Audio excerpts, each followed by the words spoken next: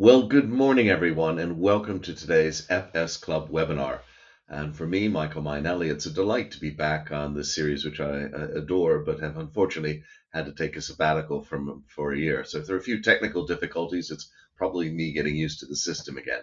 But the most important person here today is a dear friend of mine, Sheikh Aliur Rahman.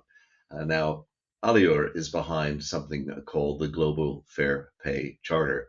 And he also runs something called the London Tea Exchange, and I'll let him explain it. But just to warm you up, the Global Fair Pay Charter is a movement that aims to improve the pay and living conditions of the world's tea plantation workers. And I was thrilled that I was able to work with Ali Ur, Mayor of London Sadiq Khan, Commonwealth Secretary General Patricia Scotland, and the charter was launched on the 22nd of May this year at Mansion House. The Charter is a joint effort between the United Nations Institute for Training and Research and the London Tea Exchange, and it was conceived by Alier over 24 years ago.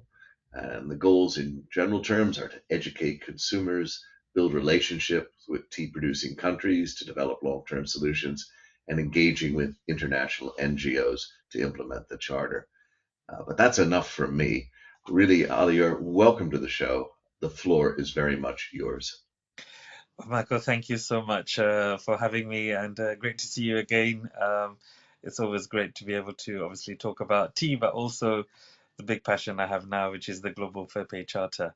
And hopefully, this will be a good insight to the people who've joined to understand what we're trying to do as a brand.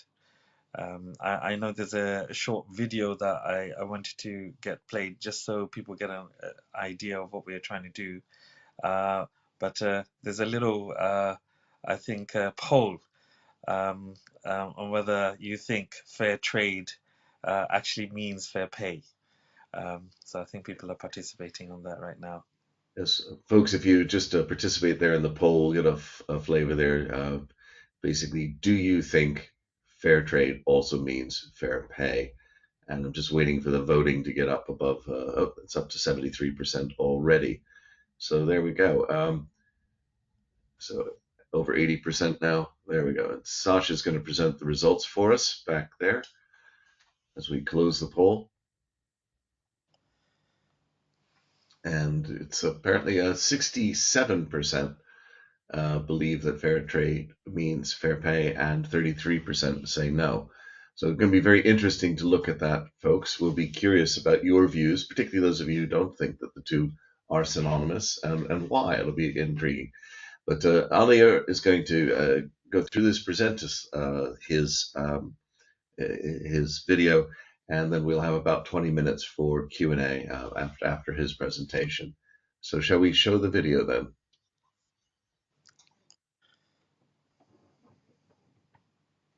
It's only about 2 minutes.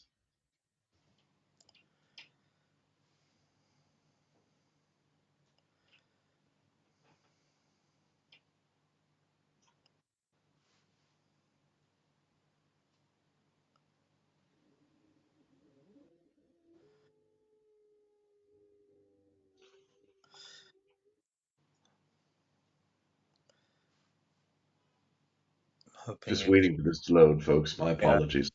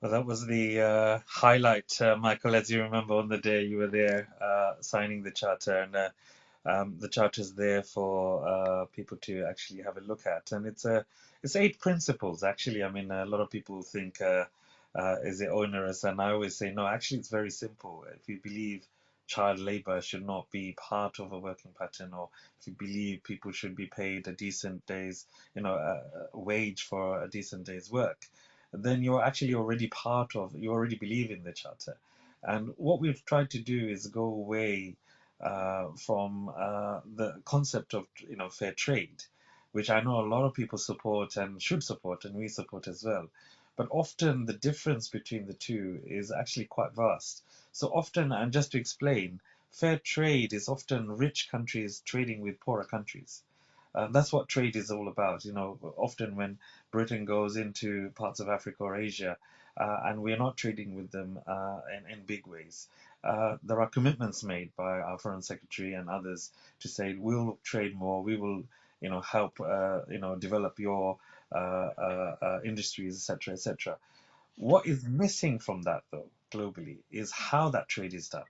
And as you know, lots of multinationals go in all around the world, trade, but whether they are trading ethically and whether those people who are working on the ground are being fairly treated is a different matter altogether. And that's been my experience when I took over the London Tea Exchange in 1999. I visited a tea estate, and I actually was really horrified, and what transpired was what we were doing as a business at the time was the remnants of empire, what was going on 200 years ago, unfortunately. And I realized that actually no one's really looked at it. And tea is not just alone.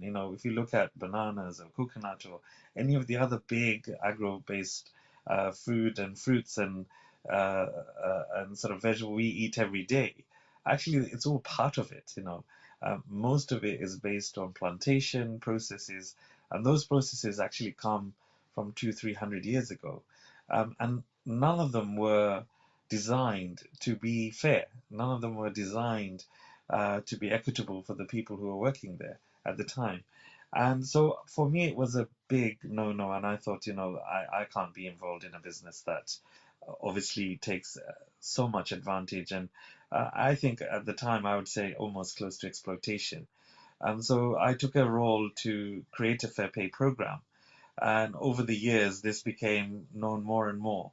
So every country we bought, and we buy teas from 43 countries. There's about 60 countries that produces tea, so huge numbers. Most people don't know this even. And I thought, no, every country we will go and we will change this. It took a best part of 15 years to do it. Of course, while I was doing it, it hasn't gone unnoticed. The UN, the Commonwealth, and others all started to say, "Hey, Alio, what you're doing is unique. Can we join in?" And so this year, with yourself, we decided to bring it together as a charter, so people can actually sign it. And the idea is to actually create a logo. So when you're buying a product, you can actually see whether people are being paid properly or not. And ultimately, Michael, as you know, a lot of these people work incredibly hard. They're working 10, 12 hours a day. They don't actually want charity. It's the last thing they want. They want dignified lives. And the only way they can do that is to get proper pay. And when I say proper pay, actually, it's not a huge amount. I mean, when we did our studies on quadrupling the pay as it is right now in Sri Lanka or in Bangladesh or India, any of those places, all it needed was 18 cent to a pound for every 100 tea bags. It's not a lot. We did a study for nearly 500,000 people we interviewed, and we interviewed three categories of people: the low income, the middle income, and sort of the top tier. And at the lowest income, around 87%, when we asked the question, would you pay or would you be happy to pay an additional 18 cent to the tea bags if you knew the pay would be quadruple on the other side? 87% said they would. They'd be more than happy because they were able to relate to it. And the interesting element was the middle to top tier. Most people even didn't know how much tea cost. They would often just go for the brand, put it in the basket. So it actually did, when we asked, would you notice the difference? And the answer was no. So then the question came, well, why aren't we doing this? If and 500,000 sample is a huge sample, as you can imagine. So this is where a lot of work went in. We had a lot of ambassadors, of course, that came in and were interested. And so my view is that, whenever I spoke to international arenas, everyone always told me it's not the right time, or we've got this conflict or wars here, and I realized actually it will never be the right time to actually do this, and I think and I've been proven right since we've signed the charter in May this year. 5.2 million people have already got a pay rise. Now, if you look at every worker that's supporting another four or five people, you're talking about 25 million people's lives already being impacted simply by saying, yes, we want to adopt the charter. And what's interesting is I've been, if you see bags under my eyes, is because I've been flying relentlessly around the world. We've got about 14 countries, including China, India, who are about to sign up to the charter.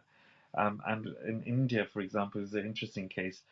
Each state, there's 25 of them, each of them are similar to the country of UK. I mean, 60, 70 million people.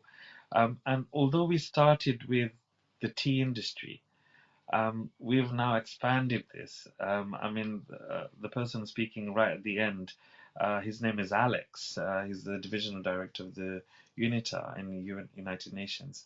He's from Ecuador, and he said, "Well, look, Alio, we produce bananas for the world, and guess what? We have the same issue."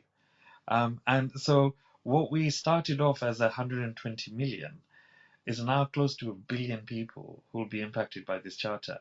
And the biggest thing I can share with you, Michael, is that the UN is now considering by 2030 making the Fair Pay Charter into a new sustainable development goal. As you know, that review is being done right now. So that's the biggest news, I guess, I can share. And I think the UN is now fully backing this globally, and not just on tea, but across the board. So over the last couple of months, six months or so, my job has been to not only educate people about the charter itself, but also to say what people can do or companies can do. So, from an individual point of view, you can now start asking questions. Products you're buying, does it include pay as part of the supply chain? As a company, of course, we all have hospitality in our organizations. When you're buying a product, whether it's tea, coffee, um, well, does it include pay? I was at the Lord Mayor's banquet, I think it was a day or two ago, and I saw fair pay tea, fair trade tea and coffee, and these things really, brings questions about, okay, are we looking at the supply chain in the way we need to? Because we as consumers also have a big role to play, and companies and individuals can equally play a role in that, and of course to educate the world. So the concept of fair pay is actually quite simple. It's not a legally binding document. It's actually a charter that people can take up voluntarily. And of course, when you have a complex business, and we're talking to hotel groups that have thousands of hotels around the world, we're saying that's fine. If we don't expect you to change overnight, but why wait till 2030 when it's going to be a sustainable development? Why not start now? So we think by the year completing 22nd of May 2025, close to 250 million people would have benefited directly from pay rises. That's an awful lot of people when you put it in terms of the world, and these are some of the poorest people in the world. So my job has been, although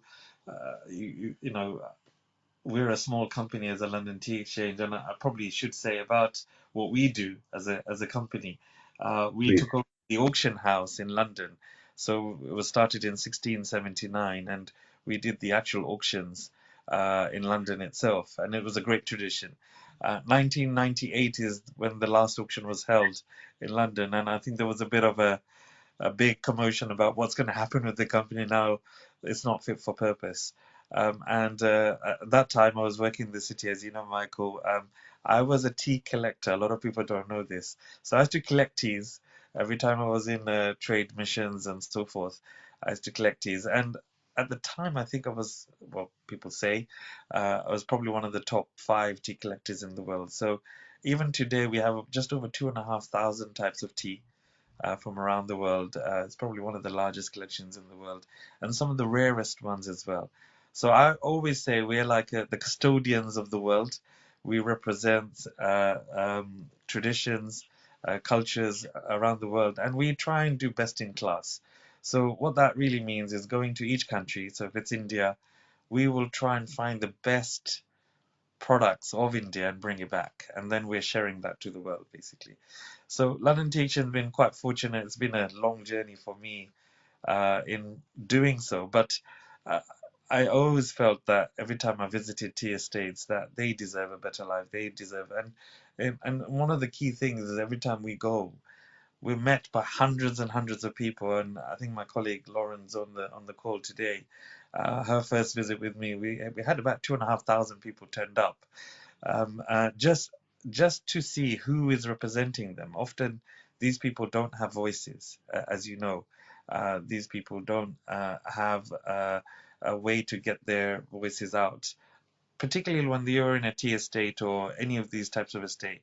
You're actually living in a bubble, and your entire life is in that bubble. You don't really get to go out. And the final thing I would say is that I know we're making changes because I got taken in by our security service in the UK, and I was told categorically that my name is popping up in various unsavory places. And I was told I can't actually even announce where I'm going anymore because of safety reasons. So it's the world we live in. The reason I'm saying this is that not everything is, bright and we live in a real world, and a lot of people profit from people's misery, unfortunately, and that's the world we live in. But if all of us come together, I believe we can make the changes that's needed. It needs a voice, it needs education, particularly on the consumer end. And as you know, when consumers start speaking in voices and loud voices, the supply chain automatically works out. Well, Alier, that's a great set of backgrounds. So let's get into some of the Q&A here if we can. First thing is, would you mind just reminding people of sort of the number of people who work in the tea industry globally, and their average pay, and that, if you wouldn't mind? Yeah, so approximately 120 million people are in the tea industry right now, globally. This is 60 countries in total. In some countries like Sri Lanka, it is the biggest export. So almost everybody in Sri Lanka is engaged some way, shape, or form in the tea industry. And so is some countries like China and India, it's a big part of the economy and a big part of the export. The average pay when I started was less than $1 a day. It's horrendous. And you're talking about 10 to 12 hours where they're literally doing around 60 kilos of tea daily. Mm. And the picking conditions, this is in rain and sun, especially in the summer. It's so hot, Michael. And I go there and I probably can't last 5, 10 minutes in the sun. You're looking for the shade, and these people are literally out there hours and hours. And today, the average pay, you're looking about $2.5 to $3 a day. So it's improved a lot. We're looking at around $5 is where we want to go to over time. Now, it might not sound like a lot, but for a lot of people, that's sustainability where they are. We're starting on a very, very low base. So if you look at Bangladesh, they increased the pay by 43.5%, which is a big increase, but we want them to do more. In Sri Lanka, they did a full 100%. India, southern India, we started with, at the moment, the payment is 170 rupees per day. That's going to be turned to 365. So massive increase, as you can imagine, for those people working there. And so each country is not the same. I mean, we're not trying to say it's a unified pay that, because it won't work. I mean, so in Turkey, for example, they're using European standards there, and they're fine. We've done some work there, and we're trying to make sure it's not about pay, but it's also about conditions that people are working in. So in different countries, they have different challenges, and that's what we're trying to do right now. The Fair Pay Charter, we've now created a foundation, the Fair Pay Foundation, and that foundation will now take up the task of doing monitoring. Where we are increasing pay, we want to continue to see that pay and conditions to improve over time, and also supporting. And the key thing we've done, Michael, and I'll take another 30 seconds, is we thought, let's create a model tea estate, and that's what we're doing right now. And we're bringing the best practices from all around the world. So it's literally saying, okay, let's look at technology from Japan, innovation from Kenya, practices from India, bringing it into one place. And then the idea is to share that good practice to the world on an open source. And the idea is, we do all the hard work in one place, and then say, look, come and take all these good practices for free. Yeah. So that's what we're doing, because often people ask me, what does fair pay look like on the ground? And of course, that's very difficult, and it's different things to different people around the world. So we thought, let's create one place where housing, education, health, all the different things that you'd expect to be present is done well. And we're working with some of the largest NGOs from Oxfam, Save the Children, WaterAid. All of these NGOs are coming together, working with us right now, and we're doing this. This is a big project, and again, people can engage in that, see what we're doing, and it's living, breathing place that you can go and visit and see what kind of things we've done there, and then obviously take that on. Where is that physically located?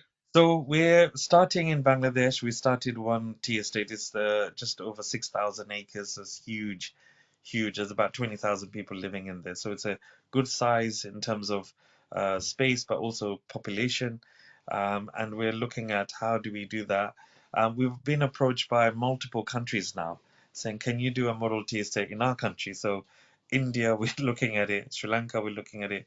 Kenya, other places. So um, obviously, again, we're a small company. We're going to end up spending about $10 million in the Model T estate. We think we need about 15 million, but we're actually building 1,500 homes.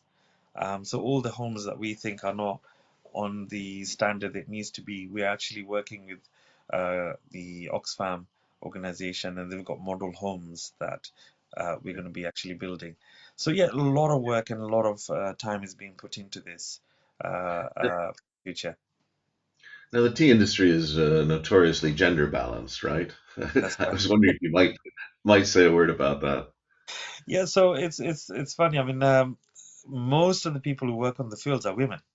And it's highly skilled. A lot of people don't realize when you are going to try and pick the top leaves, it's not straightforward at all. It's very, very skilled labor, and you see these women picking like lots and lots of leaves very quickly, and you try and do it yourself. It's not easy at all. So most of the people working on the ground are women, but on the management, there's a disproportionate sort of. I think there's a lot of discrimination there, mostly men. And this is the other thing that we're trying to bring to sort of change, is that having women at the top makes a massive difference, because then you're understanding issues that they're facing on the ground as well. And then again, it's not just tea. In other industries, it's the same.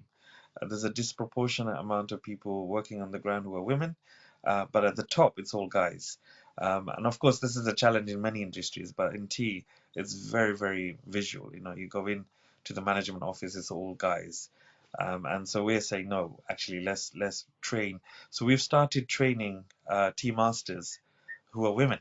For the first time, we started that program a couple of years back. And hopefully, by the time we finish this, we will have highly trained tea masters who are women who can actually go and lead in the industry themselves. Okay. Now we've got a question. Well, we've got several questions, so we're going to have to move fast. Sure. Ian Harris, a viewer from West London who we happen to know, he ticked yes on the poll because I do believe that fair trade requires fair pay, but the terms are not synonymous. Fair pay is required, but not sufficient to ensure there is fair trade. I'm sure Alier will explain some of these ideas, but I'd be interested to hear how Alier thinks the fair trade movement can help resolve some of the trade pressures arising from the oligopolies and oligopsonies in the markets for products such as tea. Yeah, I think fair trade is a wonderful example of what I think in terms of processes, people try to bring together in order to help. And in some cases, it's done a lot of work to raise awareness, to raise uh, um, people who are in the supply chain to do the right thing. But it's self-governed, Michael. I mean, this is the other problem. A lot of it is it's not written in law. The way trade certification can be acquired, often you can pay a couple of grand and that's it, you get it. And so sometimes we in the West, when and I used to do the same, and it was a horror for me when I first looked at it, and I thought, this can't be right. I mean, I'm buying fair trade stuff. Why isn't the pay there? So we started looking at this deeply, and we realized there's structural issues there. And sometimes the chain is so long. Often the fair trade certification only goes so far.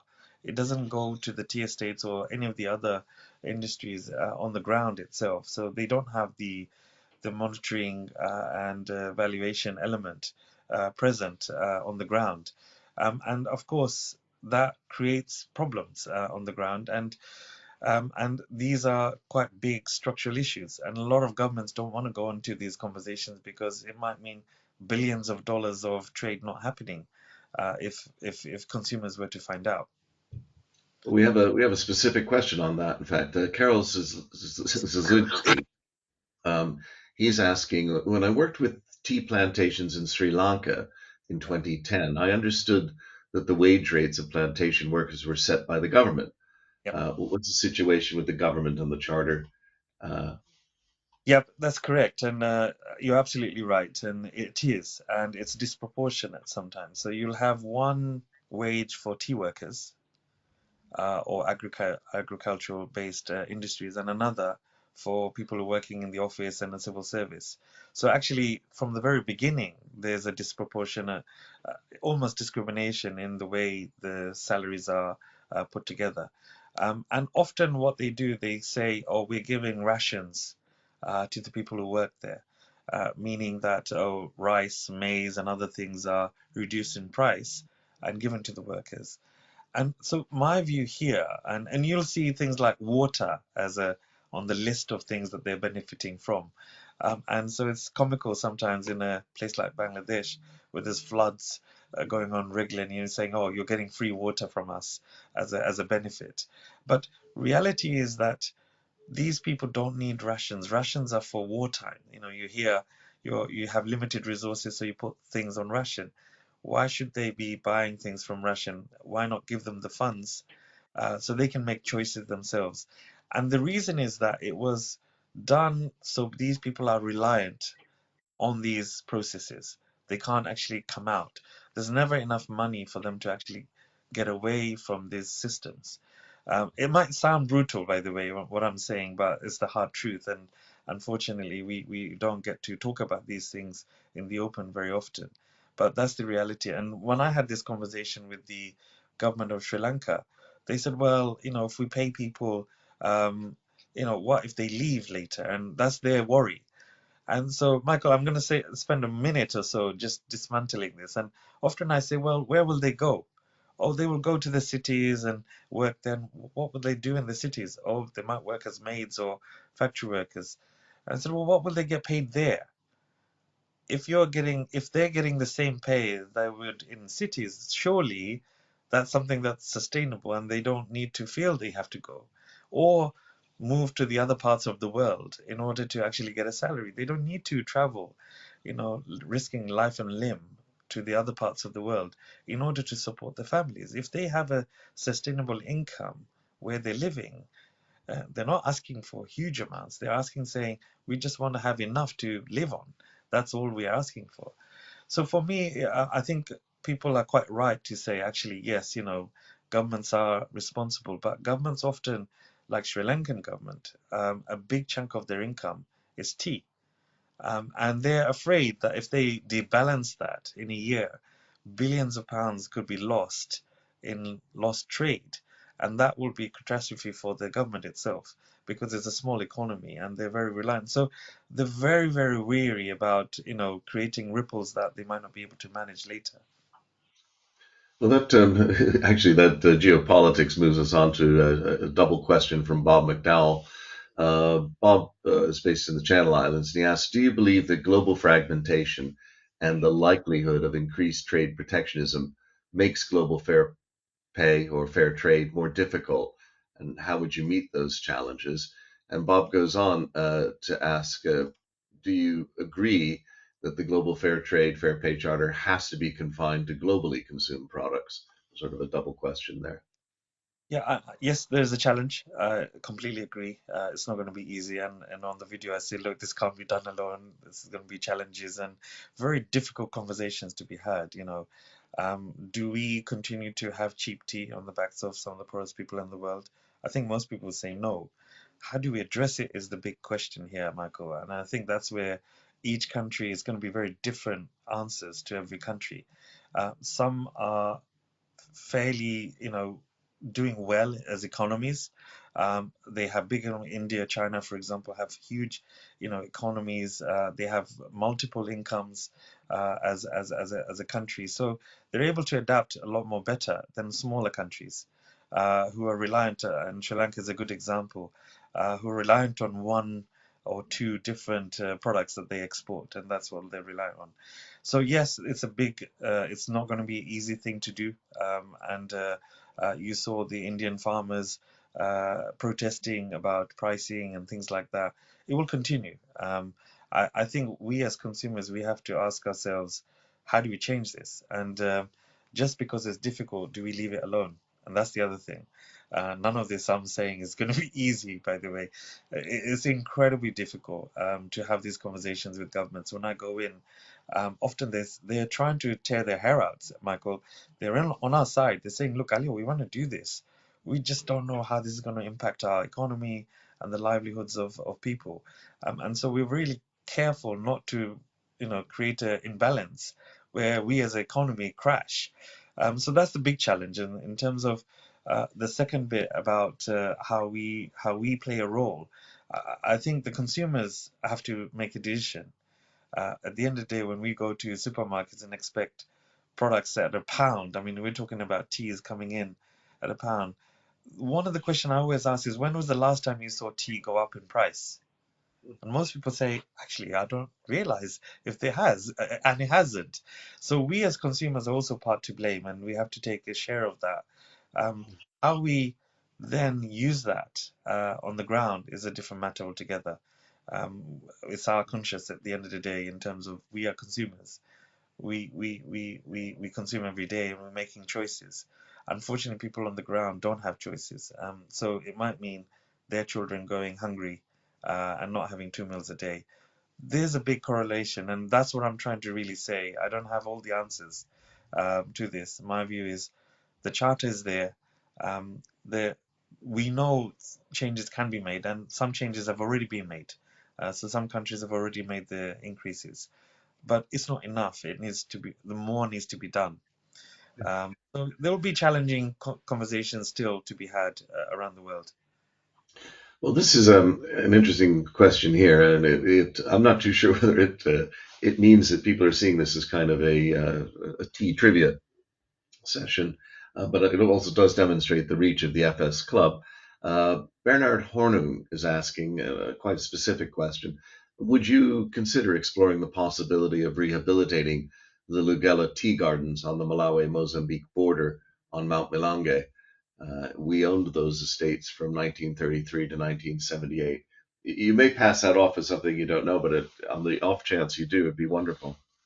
Yeah, I don't know the in and outs of these tea estates, and so I'll pass on that. But I think, tea.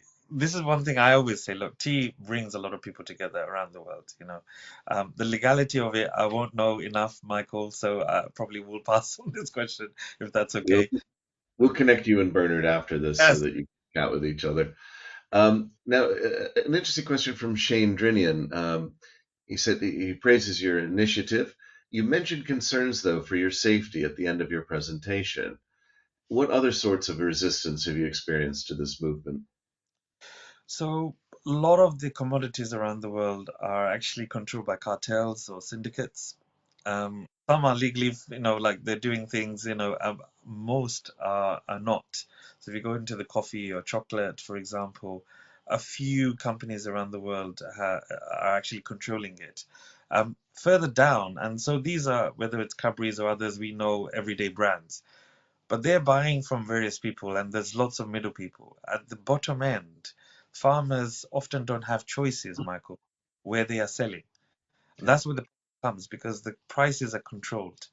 And this is one of the biggest issues farmers face, that they might have a cost of production of, say, 200 per kilo on tea, for example, but they're having to sell that for 150 to 160. So they're making a loss.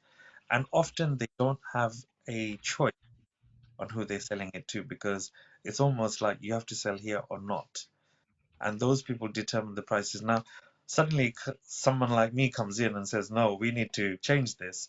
You should be able to sell it to whoever," and so these people are going to be out of pocket by hundreds of millions of pounds, and that's what it means on the ground, literally. So, someone like me, I'm a troublemaker in lots of parts of the world, and of course, I was told by our security services that it doesn't take a lot to silence you, Alios. You need to be, and I smile and I laugh, but at the same time, there's a seriousness on what I've been told, and so it's a sad reality that I have to deal with when I so often when I used to do social media before, I'd be like, okay, I'm off to India, we're going to have a conversation, or I'm off to, parts of Africa.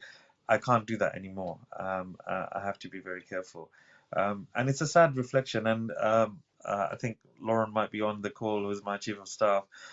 She always says, Alio, we're making a difference. That's why we're on those lists. So don't worry. But it is what it comes to it. Someone's got to do this. Um, so yeah, we have to be careful, but I think the changes that we're bringing in on the ground is you, often you see these families who have very little, Michael, and how much a little bit of extra pay means to them and their families. And they're crying. You have old ladies sort of patting me on the head saying thank you, because we don't have anyone else who's going to be, talking on our behalf. That's what it means to a lot of these people at the end of the day. Well, a few questions before we wrap up. And yes, Lauren is here on the call, and I know you think highly of her, and I must say I praise her as well. She's been a partner with you on this journey for sure. A couple of things. One is you alluded to the fact that you're looking to create effectively a brand where people can see that the supply chain through this has gone through fair pay as well as other elements of fair trade. Have you linked up with some of the other social and ethical initiatives like the ICL Alliance in Switzerland? We're doing so, Marco. And so May 22nd, 2025, you'll start seeing, so our logo, Fair Pay Foundation logo that you see in red, you'll see on the actual charter, it will say Fair Pay Certified. And these are products that will be certified through inspections and monitoring and so forth. So consumers can have a choice now. It's not about doing that often and guessing. And people like Fair Trade, the Rainforest Alliance, others, as you say, there are many out there who are trying to do the right thing. We're saying bring everyone together, and we're hoping we're doing a massive event again in Mansion House and in Guildhall, where we continue to have this debate and discussion. And I'm doing this daily, to be honest, to make sure, as I said, Oxfam have joined us as our technical advisors globally now, into bringing some of these institutions together. And often, Michael, they don't talk to each other. That's the other thing that I found out in my experience. We did a meeting, I think, a year ago when we brought various people together. All of them have the same objective. None of them have met each other before. Almost they're competing with each other. And I'm saying, no, we don't need to compete with each other. We can actually come together and work as one force. We have different objectives. My one is very straightforward. It's on pay. And that's it. But it doesn't mean I can't work with other charities and institutions. In fact, that gives us more strength and a bigger voice. Um, Often I'm saying to these institutions and organizations, hey, we ought to work together because the collective voice is a more powerful voice and we reach more people. as a result. So yeah, we're trying to bring everyone together, and we will be doing a lot with other institutions and other programs that are out there trying to achieve similar goals. Well, Zien has done a lot over the years with social and ethical labels as well as other standards. But we've worked particularly with the Marine Stewardship Council, the program for the endorsement of forestry certifications, the ICL Alliance itself. So, let us know. But I agree with you over those many years that there's a lot of it's not antagonism. It's just that sometimes things don't link up. And Yeah, I myself was a bit surprised when your initiative came forward, which I loved to do, but I was sort of slapping my head because we've had things as detailed as canopy grown coffee beans, and then yeah, here was this much larger industry. And of course, you're tackling not just tea. You're starting with tea, but you're really tackling fair pay. yeah. So I think it's there. Now, just a couple of social questions. We're going to have to quit in a minute or two, but very Sure. quickly, what, what what's your favorite tea? Or Uh, can't you answer because the clients will uh, be up there? So I have my favorites in the morning. So usually it's a Assam or a Ceylon in the morning, which is slightly stronger, and then it gets lighter as we go during the day. But I'm known as the Mad Hatter in the tea world, Michael, and we're fortunate enough to have so many teas. If I was to drink one tea every day that we have in our stock today, it'll take me about 15 years to go through it. So Okay. we're quite fortunate to have that variety, and but yeah, the daily is Assam or Ceylon in the morning.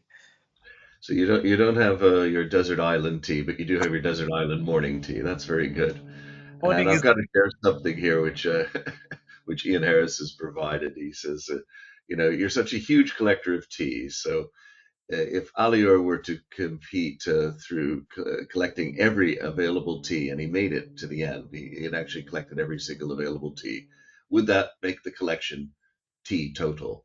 Anyway, Well, no, because we are always coming up with new flavors, new tastes, and all the rest of it. We are blending continuously. And to be honest, if you go back 30, 40 years ago, our parents, grandparents would have known about Darjeeling and Assam and all the rest of it. They probably would have brewed a pot of tea rather than using tea bags.